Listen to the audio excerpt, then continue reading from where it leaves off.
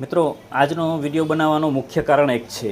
કેટલાક લોકો કહેતા હોય છે કે તમે ટાટા કંપનીનો વિરોધ કરો છો, ટાટા કંપની એટલાને રોજગારી આપે છે. મિત્રો, રોજગારી આપવી ટાટા કંપનીની જવાબદારી છે. કારણ કે જે તે સમયે ટાટા કંપનીની સ્થાપના થઈ ત્યારે એવું લખાણ એગ્રીમેન્ટ કરવામાં આવ્યું હતું કે સ્થાનિક લોકોને 85% રોજગારી આપશું. પરંતુ હાલમાં ટાટા કંપની દ્વારા જે નુકસાન થઈ રહ્યું છે તે અકલ્પનીય છે. આજનો વિડીયો બનાવવાનો મુખ્ય કારણ એક જ છે કે ટાટા કંપની ઓખા મંડળમાં શું નુકસાન કરી રહી છે. કેટલાક ગામો ટાટા કંપનીની ઝપટમાં આવી ગયા છે. તેના લીધે જળ, જમીન, વાયુ બધું બરબાદ થયું છે. છતાં પણ અમુક લોકો પોતાની વાહવાહી કરાવવા માટે અને કંપનીની દલાલી કરતા અને રાજકીય નેતાઓની ગુલામી કરવા માટે અને સારું લગાડવા માટે દેવરામભાઈ જેવા લોકો પર આક્ષેપો નાખે છે કે તમે ટાટાનો વિરોધ કરો છો, ટાટા કંપની બંધ થશે તો રોજગારી છીનવાઈ જશે.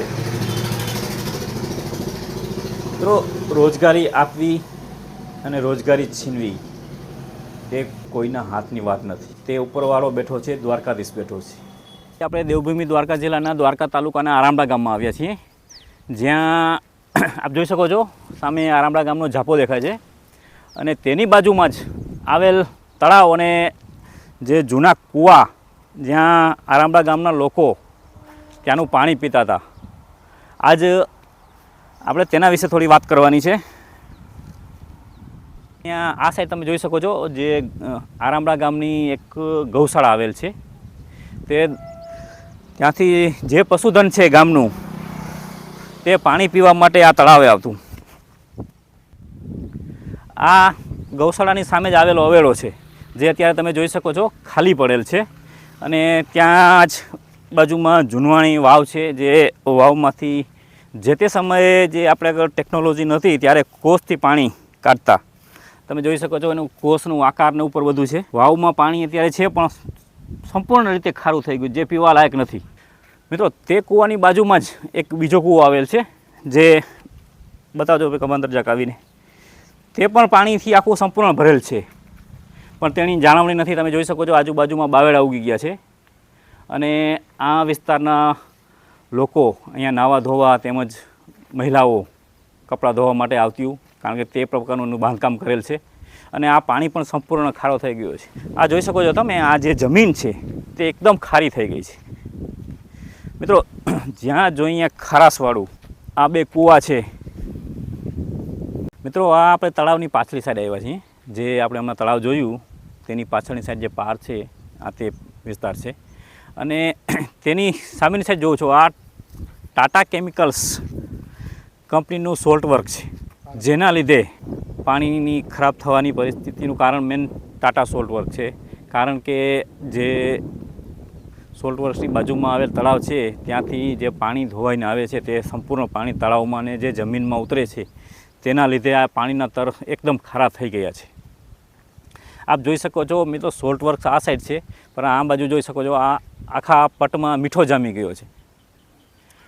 કારણ કે જે પણ વરસાદનું પાણી આવતો હોય તે આ જગ્યામાં જામ થાય છે અને તળાવમાં જાય છે. જે સોલ્ટ વર્ક્સનું પાણી આવી અને તળાવોને ખારા કરી નાખે છે.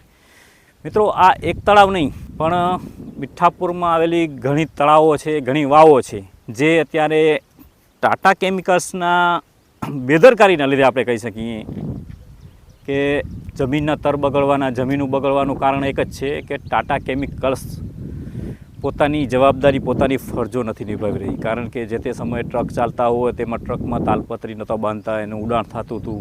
તેના લીધે બીજા નંબરમાં જે વરસાદના હિસાબે પાણી આવતું હતું એ પાણીમાં મિત્રો આ જુઓ ટાટા કેમિકલ્સની બેદરકારી. ખુલ્લી ચેનલ છે જેમાં પાણીનું વહન થાય છે. જે ટાટા કેમિકલ્સ દ્વારા જે છોડવામાં આવે સોલ્ટ માટેનું પાણી, જેમાં કેમિકલ્સનો ઉપયોગ થાય છે મીઠું જમાવવા માટેનું, તે માટેની ખુલ્લી ચેનલ છે. હવે તે ચેનલમાંથી શિપિંગ થઈને પાણી જે આસપાસના વિસ્તારમાં પરસરી જાય છે, જમીનના ભૂગર્ભના જે પાણી બગાડે છે. અત્યારે આપ જોયું આપણે તળાવનું એકદમ ખારું પાણી. આપણે 2-3 કૂવા તો ઘણા છે આમાં આરામડા વિસ્તારમાં, કારણ કે જૂનવાણી ગામ છે. પરંતુ આ તમે આપણે 2-3 કૂવા જોઈએ આખા ભરેલ છે પણ તે પાણી પીવા યોગ્ય જ નથી. પીવા પણ નહીં પણ કોઈ પણ કાર્ય માટે યોગ્ય નથી, એવું ખારું પાણી છે. જે કેમિકલવાળું પાણી છે. આ આરામડા ગામની સ્મશાન છે અને બાજુમાં એક દરગાહ છે મિત્રો, જે ટાટા કેમિકલ્સ સોલ્ટ એરિયામાં આવેલ છે. અને ટાટા કેમિકલ્સની આપણે બીજી બેદરકારી કહીએ તો આ વિસ્તારમાંથી જે તે કેનાલું કરી છે, નાલીઓ કરી છે, જે ખુલ્લી ખરેખર અહીંયા તો સિમેન્ટની બનાવવી જોઈએ, પાકી નાલી બનાવવી જોઈએ, જેથી કરીને પાણી શિપિંગ ન થઈ શકે. પરંતુ ટાટા કંપની પોતાના પૈસા બચાવવા માટે લોકો કેટલા હેરાન થાય છે, લોકોને શું તકલીફ પડે છે તેનાથી કાંઈ લેવા દેવા નથી. માટે આ ટાટા કંપની જ્યાં ત્યાં પોતાના વિસ્તારમાં કામ કરે છે, પણ તેના લીધે જે આની માટી છે, ખરાબ માટી છે, જે અન્ય જગ્યાએ ઠાલવે છે, તેના લીધે પણ ઘણું નુકસાન થાય છે.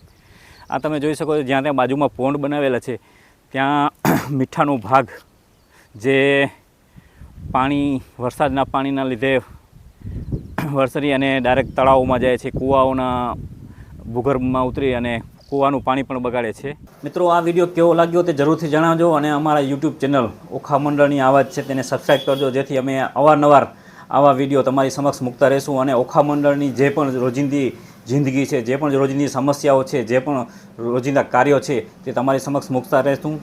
જય હિન્દ, જય ભારત.